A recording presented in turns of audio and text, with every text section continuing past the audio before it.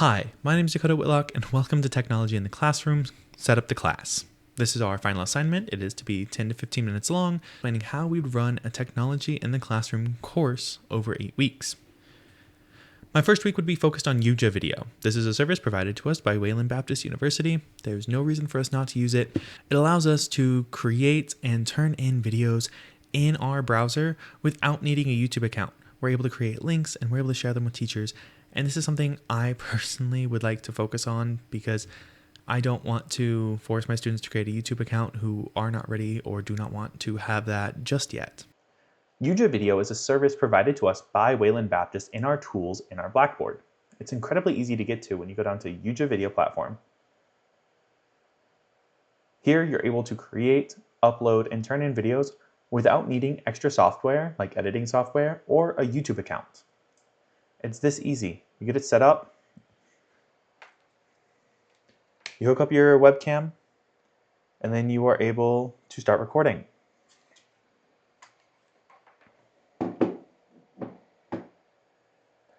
Now, if I'm going to talk about this, I should talk about my setup. I personally haven't used UJA for this class because we weren't instructed to use UJA. We were instructed to make our own personal YouTube channels and record without being given instruction on editing software or how we were supposed to go about that. So, some tips and things I've learned. I personally use Streamlabs OBS to record my screen and to record my face cam for the most part. And then I will use DaVinci Resolve, which is a free crowdsourced software that you're able to use to edit your videos. But Wayland pays for this amazing service, so I think we should use it in our classroom. Week 1, I'm going to be creating curated videos, or I'm going to be finding videos to curate for my students to show them how to use these services. I want to focus on using UJA because that's what we're going to use in the class, but I also want to go over things like using YouTube Studio and the creator tools through YouTube and other software.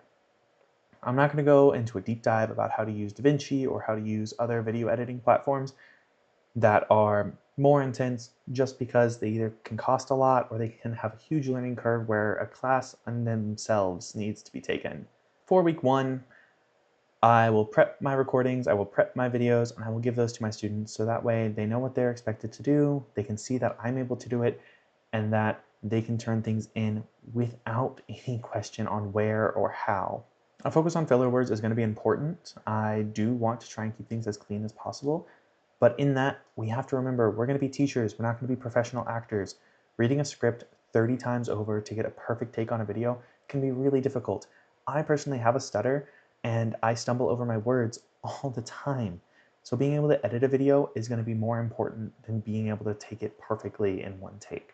For our assignment that week, I'm going to ask my students to turn in a short video showing they know how to use the UJA software. In week 1, I also am going to be posting videos on how to use hyperlinks. Hyperlinks both on Blackboard, where we go to our course. Let's just go down to Technology in the Classroom.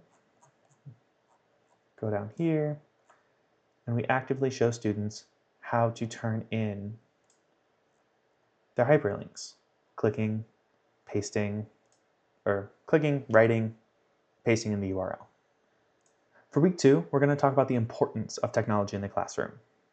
Once again, I'm going to provide a PowerPoint and recorded lecture, trying to keep it under 10 minutes, about the importance of technology in the classroom.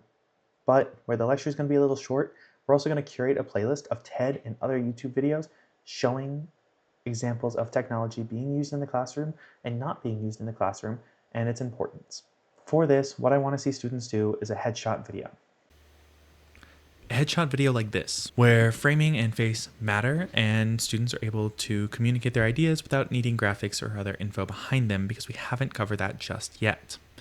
Now, you might notice that my face cam has changed from that small little box where the lighting was really bright to the beginning where it kind of looked like this to now where I'm still trying to get my camera positioned in a way that I'm able to see my script and my face to make sure I'm in frame. And that's just because this has taken me more than one take. And that's something I really want to kind of cover in this class. Because like I said, we're not actors. We are people who need editing tools and people who can rely on software to help us make these videos as smooth as possible.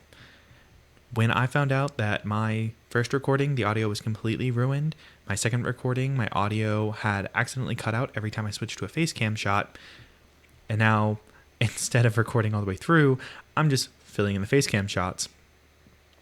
That's allowing me to edit a video in a way that's going to be helpful for me as a teacher to get it to my students. So during week 2, the assignment will be the headshot video, talking about one of the previous videos from the playlist or elsewhere. I want students to explain the video they saw, which one they found their favorite, and then give me that hyperlink to both their video and the video they chose. That way I can see that they understand hyperlinks and that they watched the videos. To preface this, I want to avoid students using AI generated work for the first few weeks. Week 4 is where we're going to focus on that. So until then, I really want to make it explicitly known that AI work is not going to be accepted until week 4. Week 3, we're going to cover the fundamental software. Here, we're going to talk about Microsoft services, Google services, and Apple services. Their competing services like Google Docs, Word, and Pages, and then their slide and keynote accessories and services. For this, we're going to make a curated playlist showing different tips, tricks, and ways to make PowerPoints, Word documents, and Excel sheets more accessible, more usable, and just better overall. With that, I would make a general video covering the basics and then curate a playlist with other tips and tricks that I think my students would be able to use. For the assignment this week, I would have 3 choices. Make a PowerPoint, make a Word doc, or make an Excel sheet, and make a video on how you made that service. Because there are 3 choices here, it also allows for possible extra credit. Some students can fall behind and some students can hit a pit, and sometimes it's just helpful to have those extra assignments with a little bit of extra understanding. For week 4, we're going to talk about AI and Canva.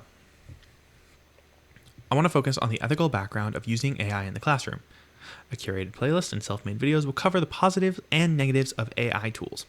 I want the students to be informed on the ethical and unethical sides of AI generation, from Copilot making a PowerPoint to AI stealing artwork in data centers, draining towns of their water. I don't want to scare students away from AI tools, because while I want young students to avoid using these tools until they feel confident in their abilities to not rely on them, I cannot deny how useful they can be. After students have watched the video curated about AI, I'd also have a playlist curated about Canva, and specifically Canva for educators.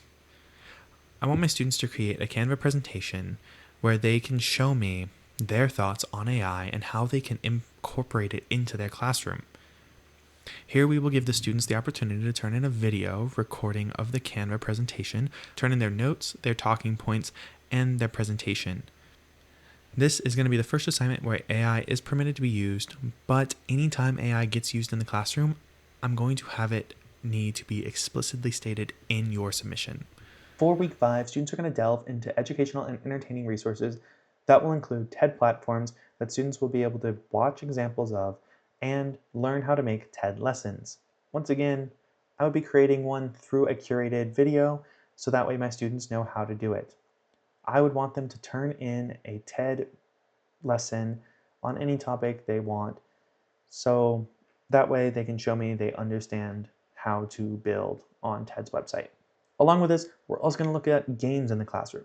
During this week, we're also going to look into using games in the classroom. From Kahoot to Minecraft Education Edition, using video games as a tool can help the classroom when it's not relied on as the main source of teaching. The assignment for this week would be creating a video for their game or giving a PowerPoint explaining how they would use a game to reinforce a TEK of their choice. For week 6 and 7, this is a 2-week part. I want to talk about the different types of technology you can have in the classroom. While students will be most likely using computers in a traditional classroom, there are more tools for your students to use. To start, I want to talk about AAC devices and other assistive technology like Smartbox's Grid and other AAC programs. I use these every day at work with students, and without them, they wouldn't have a voice. If us as teachers don't understand how they work, I think that is a huge problem because then we won't be understanding our students' voices. Along with AAC devices, I think transcription and voice to text is incredibly important. When I was a student, I had a little Dragonfly recorder that was supposed to do transcription, and it was horrible. Eventually, voice to text has gotten so much better. You have Siri on your phone that can take notes for you. You have Word that can take amazing transcriptions. And then you have things like AI services that can even give you notes and bullets and just extra aid on what it has been transcribing. This isn't just for students that have reading or auditory processing disorders. This can be for any student that might just need that little extra help focusing or getting notes taken in class. And the reverse, text-to-speech and audiobooks are valid ways to listen to and comprehend work in front of you. While we do need to promote reading and we do need to make sure students are on reading level, having speech-to-text and audiobooks is a really great way to allow students to enjoy forms of media and still get the content they are required to understand. The more accessible you make your classroom, the better it becomes for all of your students. Then we got to talk about one of the most important pieces of technology that has entered the classroom today, your board. Chalkboards, whiteboards, and now smartboards are wildly important in the classroom so that way you can deliver visual information to your students without having to hand things out over and over on small pieces of paper. Smartboards are amazing to use if you know how to use them and if they're working for you. There are different types of smartboards from Promethean to BenQ. It just depends on what you have and how you use it. But they can be perfect tools in the classroom. Along with that, I want to talk about a piece of technology I don't think we thought about in this class and talk about calculators. I remember being in high school and getting excited to get my first graphing calculator because I'm a huge math nerd. I was excited to get my first graphing calculator, and then to get a TI-84 Plus blew my mind. And then I learned about Desmos, and I didn't have to spend all that money.